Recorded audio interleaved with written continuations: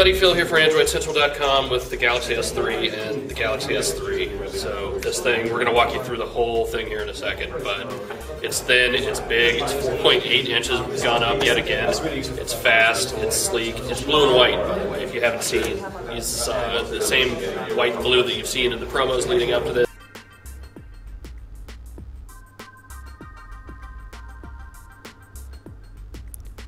And here it is, the Samsung Galaxy S3, 4.8 inches of HD Super AMOLED goodness. Look at that.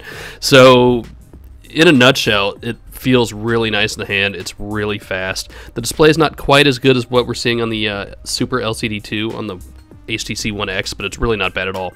So flipping through the home screens looks pretty normal with TouchWiz. Same thing for the launcher. If you've been using TouchWiz 4 for the past year or so, or however long it's been out, you're going to be plenty familiar with it here on the Galaxy S3. That's good and bad, right? If you like TouchWiz, sweet, it's there.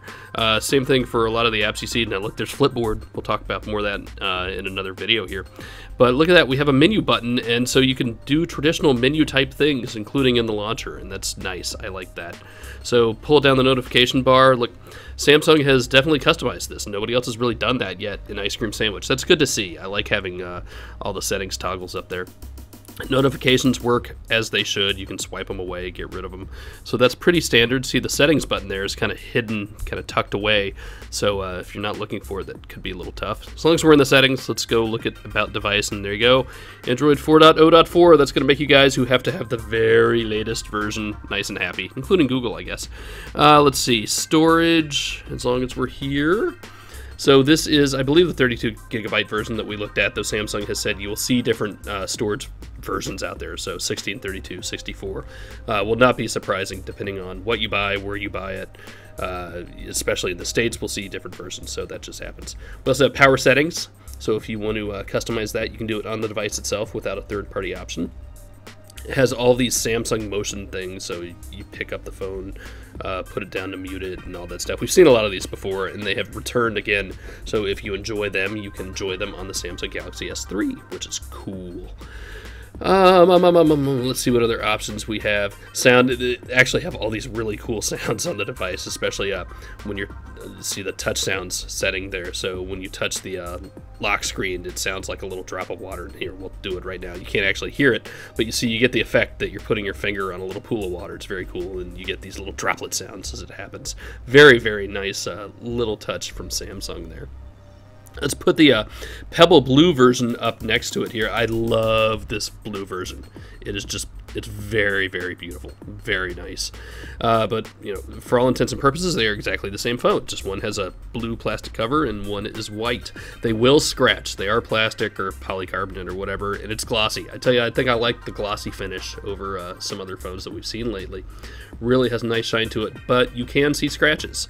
So, I mean, I guess what phone won't? Power button is in the usual place on the right-hand bezel, and flip it over. There's the volume rocker on the left-hand bezel, where it should be. The phone really does kind of have, I kind of put it akin to a Galaxy Nexus back on Samsung's, you know, turf. So if Samsung had taken the Galaxy Nexus and went the next iteration, this is what we get. Now the back does come off. It does have a removable battery. That has a 2100 milliamp hour battery. It's got a micro SD card and it's got a SIM card slot. So it will take up to a 64 gigabyte micro SD card. That is important.